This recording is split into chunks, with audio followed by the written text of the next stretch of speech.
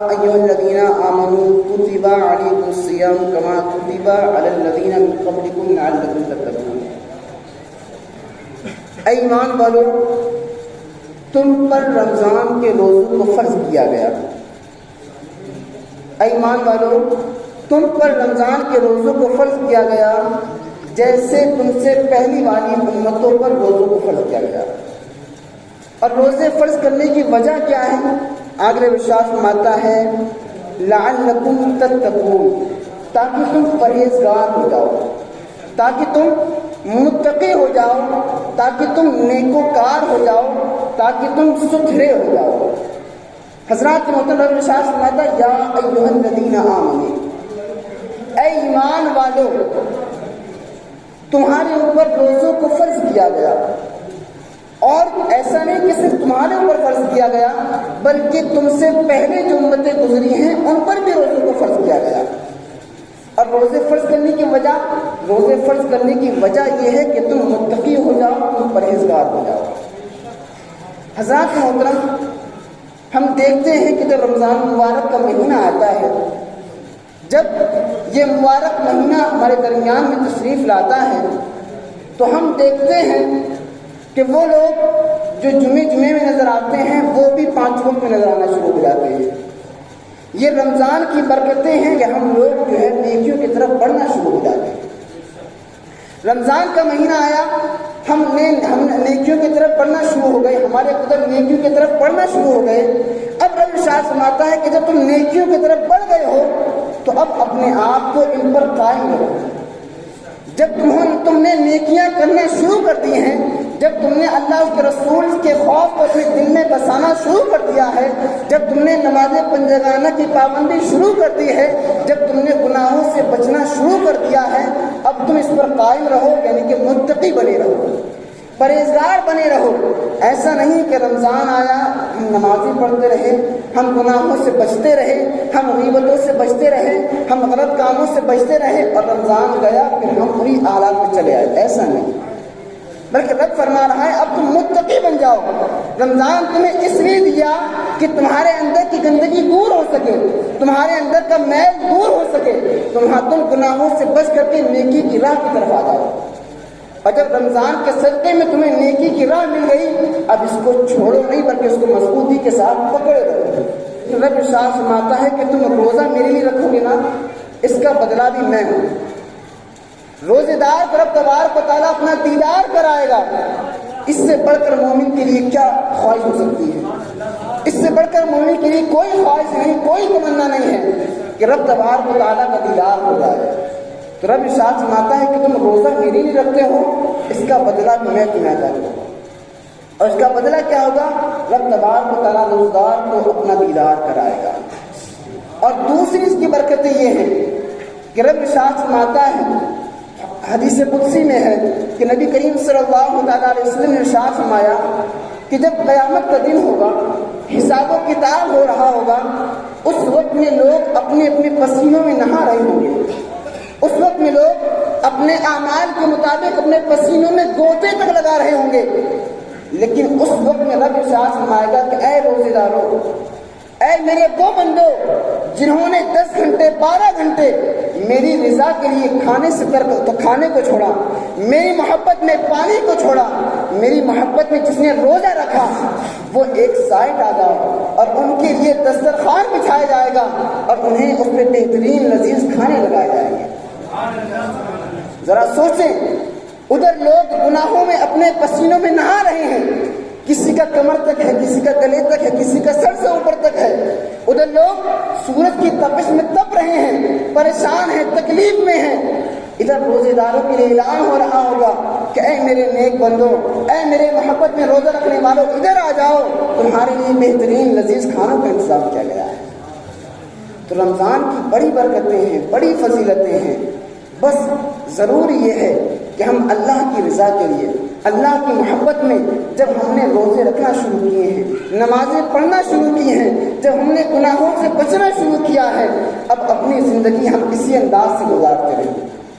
ہم اپنی زندگی کے تمام دن اسی طریقے سے گزارتے رہیں، پھر ہم دیکھیں گے کہ ہماری زندگی میں ایک الگ ہی سکون ہوگا، اچھا آپ دیکھیں، آپ سوچیں، سال میں 12 مہینے ہوتے ہیں،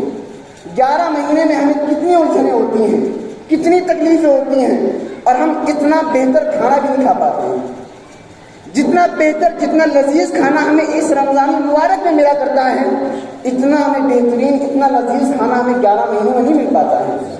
جتنا سکون ہمیں اس رمضان کے مہینے میں ملا کرتا ہے، اتنا سکون ہمیں ان 11 مہینے میں نہیں ملتا ہے۔ اس کی وجہ کیا ہے؟ اس کی وجہ یہ ہے کہ ہم پہلے تو ہم رب سے ڈر رہے ہوتے ہیں، دوسری چیز ہم گناہوں کو چھوڑ کر کے نیکیاں کر رہے ہوتے ہیں، جس کے صدقے میں، جس کے بدلے میں رب تبارک و تعالیٰ ہماری زندگی میں سکون پیدا کر دیتا ہے، ہماری زندگی میں قرار پیدا کر دیتا ہے، ہماری زندگی میں اطمینان آ جاتا ہے۔ آپ نے دیکھا ہوگا کہ جو لوگ رمضان کے علاوہ میں تو ہو سکتا ہے کہ نہ بھوک کے رہنے ہوتے ہوں، لیکن جب رمضان کا مہینہ آتا ہے تو رب تبارک و تعالیٰ کے کرم سے ان کے گھر میں بھی بہترین ڈشیں بنے ہوتی ہیں، ان کے گھر میں بھی بہترین کھانے بنے ہوتے ہیں۔ تو یہ سب رمضان کی برکتیں ہیں۔ ذرا سوچیں کہ ہم ایک مہینے کے لیے ہم پورے 11 مہینے نمازوں کو چھوڑتے ہیں، گناہ کرتے ہیں، ہر طرح کے غلط کام کر رہے ہوتے ہیں، اور ہم ایک مہینے کی رب کی عبادت میں لگ جاتے ہیں، تو رب تبارک و تعالیٰ ہمیں اس قدر نوازتا ہے، اس قدر ہمیں مزین فرما دیتا ہے۔ اور اگر ہم اپنی پوری زندگی رب تبارک و تعالیٰ کی فرما برداری میں گزاریں گے تو رب تبارک و تعالیٰ کس قدر ہم پر رحم فرمائے گا۔ رب تبارک و تعالیٰ ہماری زندگی کو بہتر کر دے گا، ہم دنیا میں بھی سکون کے ساتھ رہیں گے، آخرت میں بھی سکون کے ساتھ رہیں گے۔ ایک واقعہ سنتے ہوئے چلے، ایک یہودی شخص تھا، وہ اپنے بیٹے کو جو ہے ایک بازار میں لے کر کے گیا، رمضان کا مہینہ چل رہا تھا، دونوں باپ بیٹے جو ہے مارکیٹ میں گئے، جانے کے بعد میں بیٹے نے ضد کی کہ بابا مجھے وہ چیز چاہیے،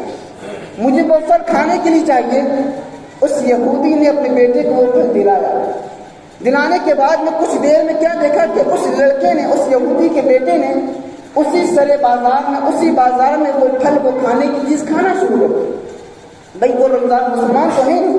یہودی ہے، نبی کا کلمہ تو نہیں پڑھتا ہے، اس کے اوپر رمضان کے روزے فرض تو نہیں ہیں، لیکن ذرا غور کریں، جب اس یہودی کے بیٹے نے وہ پھل کھانا شروع کیا، اور جب اس یہودی نے دیکھا کہ یہاں مسلمان بھی ہیں، روزے سے مسلمان ہیں، اور میرا بیٹا ان سب کے سامنے پھل کھا رہا ہے، تو اس یہودی نے ایک زور کا تماچا مارا، ایک زور کا تھپڑ مارا۔ اس یہودی کا بیٹا ناراض ہو گیا، کہنے لگا بابا تم نے مجھے بے وجہ کیوں مارا؟ تو اس کے بابا نے کہا، اس یہودی نے کہا، بیٹا سنو، یہ مسلمان اس بازار میں مسلمان بھی ہیں، غیر مسلم بھی ہیں، اس بازار میں اللہ کے وہ بندے بھی ہیں جو اس کی رضا کے لیے روزے سے ہیں، جنہوں نے ایک گھونٹ پانی تک نہیں پیا صبح سے، اور تم ان کے سامنے پھل کھا رہے ہو۔ اتنا کہنا تھا۔ کچھ دنوں کے بعد جب اس انسان کا انتقال ہوا، انتقال ہونے کے بعد میں ایک بزرگ نے اسے خواب میں دیکھا، تو کیا دیکھا کہ وہ انسان، وہ یہودی جو ہے جنت میں آرام فرما رہا ہے، جنت میں اس کو بہترین محل دیا گیا ہے، اور اس محل میں وہ بہترین لذیذ کھانے کھا رہا ہے۔ تو ان بزرگ نے کہا کہ ایسے ذرا بتا تو صحیح، تو یہودی تھا، تو کلمہ نہیں پڑھتا تھا، آخرکار تو جنت میں کیسے پہنچ گیا؟ تو اس انسان نے کہا، اس یہودی نے کہا کہ اے بزرگ سنو، میں کلمہ نہیں پڑھا کرتا تھا، میں نمازیں نہیں پڑھا کرتا تھا، میں روزے نہیں رکھا کرتا تھا، میں مسلمان نہیں تھا، لیکن جب رمضان کا مہینہ آیا کرتا تھا تو مسلمان روزے رکھا کرتے تھے، تو ان مسلمانوں کا ادب کے لیے میں کھانا اپنے گھر میں چھپ کر کھایا کرتا تھا، میں روزے سے نہیں ہوا کرتا تھا، لیکن جب رمضان کا مہینہ آیا کرتا تھا تو میں اپنے گھر میں چھپ کر کھانا کھایا کرتا تھا، جس کے بدلے میں رب تبارک و تعالیٰ نے مجھے ایمان کی دولت عطا کی اور مجھے جنت میں آنے کا موقع دیا۔ اب ذرا سوچیں، ایک یہودی انسان کلمہ نہیں پڑھتا، ایک یہودی غیر مسلم جب رمضان کا ادب کرے، مسلمانوں کا ادب کرے، تو رب تبارک و تعالیٰ اسے ایمان جیسی دولت عطا فرما دے۔ اور ہم مسلمان ہو کر کے اگر اللہ کی رضا کے لیے رمضان کے روزے رکھیں گے، رمضان کے روزے رکھیں گے، اللہ اس کے رسول کے حکم کے مطابق اپنی زندگی کو گزاریں گے، تو مجھے یقین ہے رب تبارک و تعالیٰ ہماری دنیا کو بھی بہتر کرے گا، ہماری آخرت کو بھی بہتر کرے گا۔ تو ہمیں چاہیے کہ ہم اس ماہ مبارک میں مکمل روزے رکھیں، اللہ اس کے رسول کی عبادت کریں، اللہ اس کے رسول کے حکم کے مطابق اپنی زندگی کو گزاریں، ہماری زندگی بھی بہتر ہو جائے گی، ہماری آخرت بھی بہتر